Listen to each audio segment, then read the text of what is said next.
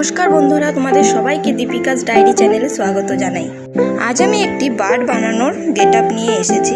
এই বার্ডটি বানানোর জন্য প্রথমে লাগবে একটি কার্ডবোর্ড, তার উপরে এইভাবে আমরা এঁকে নিয়েছি পাখির পুরো ডানাটি। আরও একটি কথা, এতদিন থেকে আমি শর্ট ভিডিও দিয়ে যাচ্ছিলাম, এটি কিন্তু আমার প্রথম লং ভিডিও যাচ্ছে। আশা করছি আপনাদের ভালো লাগবে আর আপনাদের থেকে ভালোবাসা পাবো। এদিকে কিন্তু আমি কার্ডবোর্ডটি কাটা শুরু করে দিয়েছি। এই কার্ডবোর্ডটি কিন্তু খুবই সাবধানে সুন্দর করে কাটতে হবে। যত সুন্দর কার্ডবোর্ডটি কাটা হবে ততই সুন্দর কিন্তু পাখির ডানাটি হবে। এই যে দেখুন, কার্ডবোর্ডটি কি সুন্দর কাটা হয়ে গেছে। এখন আমরা রসুনের পিঠে লাগিয়ে এটাকে অল্প মেজারমেন্টটা চেক করে নেব। এই যে দেখুন, রসুনের সাইজ মতন খুবই সুন্দরভাবে এটি কাট করা হয়ে গেছে। এখন এই কার্ডবোর্ডটির মধ্যে কালারফুল চার্ট পেপার লাগাবো। এখন এই চার্ট পেপারটি নিয়ে তার মধ্যে এইভাবে এঁকে নিচ্ছি, তারপর এগুলোকে সুন্দর করে সাইজে সাইজে কেটে নেব।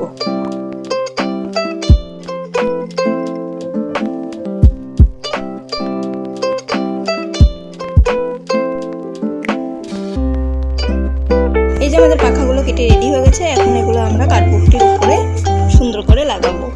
এই যে দেখুন, লাল রঙের পাখাগুলো লাগানো হয়ে গেছে।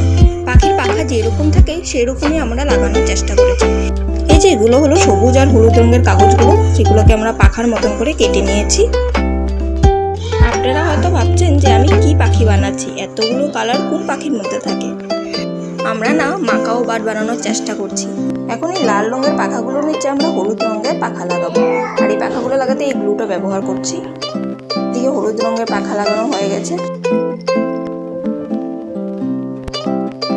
লাল রঙটির নিচে হলুদ রঙটি কি ভালো লাগছে বলো। এখন আবার রসুনের একটু মাপঝুক নিয়ে নিচ্ছি, কারণ পিছন দিকে রশিটা লাগাতে হবে তো, তার জন্য একটু ভালো করে মাপঝুকটা নিয়ে নিচ্ছি। এই যে আপনারা দেখতেই পাচ্ছেন, এখানে 2টি লাইন লাগানো হয়ে গেছে। এখন 3 নম্বর লাইনের কাজ চলছে, যেখানে আমরা সবুজ রং লাগাবো, তারপরে নিচে লাগাবো নীল রঙের কাগজগুলো। এদিকে কিন্তু সবুজ রঙের পাখাগুলো লাগানো হয়ে গেছে। এখন বাজে রাত 11টা, আর আমাদের পেঁচা এখনও জেগে আছে। কি আর করা যায়, সে ওয়েট করছে ওর পাখা কখন হবে, ও কখন লাগিয়ে ডান্স করবে। তারপর দিন সকাল আবার লেগে গেলাম।